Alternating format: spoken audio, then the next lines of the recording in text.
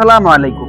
1971 পর থেকে 2025 পর্যন্ত এই পর্যন্ত বাংলাদেশে তো অনেক সরকার আসছে, অনেক মন্ত্রী আসছে, অনেক দল আসছে, কিন্তু কোনো মন্ত্রী, কোনো পররাষ্ট্রমন্ত্রী, কোনো প্রধানমন্ত্রী বাংলাদেশি প্রবাসীদেরকে নিয়ে এত সুন্দর করে, এত মায়া করে কখনো কথা বলছে? কখনো শুনছিলেন? কখনো ইতিহাসে এমন দেখছিলেন? কোনো পেপার কখনো পড়ছিলেন? তারপরও মানুষের প্রশ্ন থাকে যে মানুষ কেন এই অন্তর্বর্তী গভর্নমেন্টকে ভালোবাসে। দেখেন ভাই, ভালোবাসার আপনি কি কারণ খুঁজেছেন বলেন, কি কারণ আপনি খোঁজেন বলেন? 27 বিলিয়ন মার্কিন ডলার আমাদের রিজার্ভ এখন জমা আছে। তাহলে এই অন্তর্বর্তী গভর্নমেন্টকে মানুষ কেন ভালোবাসবে না বলেন? কেন ভালোবাসবে না? এই যে আমাদের পররাষ্ট্রমন্ত্রী, কি যেন ওনার নাম, তৌফিক আহমদ না বা কিছু বা তৌসিফ আহমদ, আমি জানি না ওনার নাম কি ভালো মতো, কিন্তু উনি আমাদের প্রবাসীদেরকে নিয়ে যে কথাটা বলছে, বিশ্বাস করেন ভাই, কথাগুলো ভাই এই যে একদম দিলে লাগছে, একদম দিলে লাগছে। এত সুন্দর করে কথাগুলো কেউ বলছে? আর কেউ কখনো বলছিল যে আমাদের বাংলাদেশ থেকে যে মানুষগুলো বিদেশে আসে কাজ করার জন্য, শ্রম দেওয়ার জন্য, তার 80% সমস্যা সৃষ্টি হয়? পাসপোর্টের সমস্যা, আইডি কার্ডের সমস্যা, টিকিটের সমস্যা, দালালের সমস্যা, বিভিন্ন ঠিকাদারের সমস্যা, তার 80% সমস্যা হয় আমাদের দেশ থেকে সৃষ্টি হয়। আর বাকি 20% সমস্যা হয় এই প্রবাসে আসার পরে।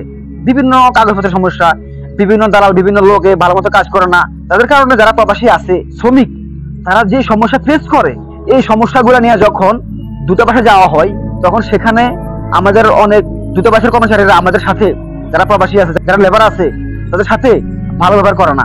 তারা যদি একটা জিনিস না বুঝে, তাকে বলে যে আপনি যান, বাইরেন বাইরেন বাইরন, তাকে যদি দেখা দিব দাঁড়ায় যে আপনার এই জায়গাটা ভুলে দিছে, আপনি পেপারটা দিন, আমি একটু আপনার সাইনটা করে দিচ্ছি, এমন কোন লোক পাওয়া যায় না আমাদের দূতাবাসে গেলে। সেই মানুষগুলাকে, সেই সরকারের যে চাকরিজীবী যারা আছে, তাদেরকে আজকে আমাদের পররাষ্ট্রমন্ত্রী টাইট দিচ্ছেন। তো এভাবে 71 পর থেকে কোনো ইতিহাসে যারা প্রবাসী আছে তাদের জন্য এভাবে কেউ কথা বলছে? বলে না ভাই। আমাদের প্রবাসীরা কিন্তু, প্রবাসীর আয়ের উপর ভিত্তি করে কিন্তু এই সরকারের এখন, আমাদের দেশের এখন রিজার্ভ 27 বিলিয়ন মার্কিন ডলার। কি কারণে? মানুষের ভালোবাসে এই গভর্নমেন্টকে। ডক্টর ইউনূসকে মানুষই ভালোবাসে। তিনি একটা ব্র্যান্ড, তিনি যাদেরকে নিয়োগ দেন তাদের মধ্যে ম্যাক্সিমাম ব্র্যান্ড। হ্যাঁ, হয়তো তাদের মধ্যে কিছু আছে একটু অন্যরকম, কিন্তু ম্যাক্সিমাম কিন্তু ভালো এবং ব্রিলিয়ান্ট এবং শিক্ষিত।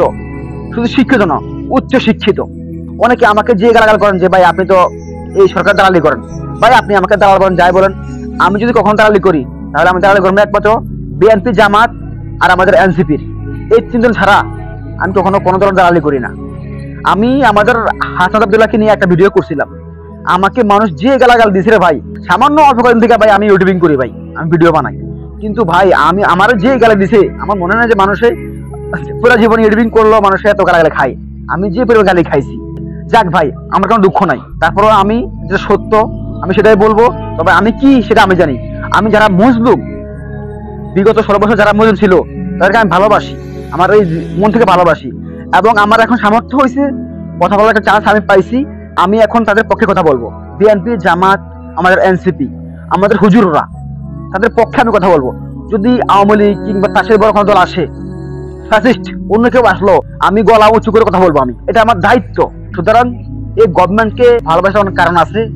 বিশেষ করে প্রবাসী যারা আছে তারা কিন্তু ডক্টর ইউনূসকে খুব ভালোবাসে এবং তাকে খুব সম্মান করে। শুধুমাত্র তার ডাকে কিন্তু মানুষে এখনো দেশে রেমিটেন্স পাঠায় ব্যাংকের মাধ্যমে। তাহলে এই গভর্নমেন্টকে ভালোবাসার অনেক কারণ আছে, এবং সেই গভর্নমেন্টের মন্ত্রীরা প্রবাসীদেরকে অনেক সম্মান করতেছে, প্রবাসী লাউঞ্জ তৈরি করছে, প্রবাসীদের জন্য লোনের ব্যবস্থা করছে, বিদেশে আসতে সাধ্য অনুযায়ী হেল্প করতেছে। সুতরাং এই গভর্নমেন্টকে ভালোবাসার অনেক কারণ আছে, আমরা ভালোবাসি, এবং তারা আমাদের সেই ভালোবাসার ফিডব্যাক দিচ্ছেন তাদের কাজের মাধ্যমে। আসসালামু আলাইকুম ওয়া রাহমাতুল্লাহ।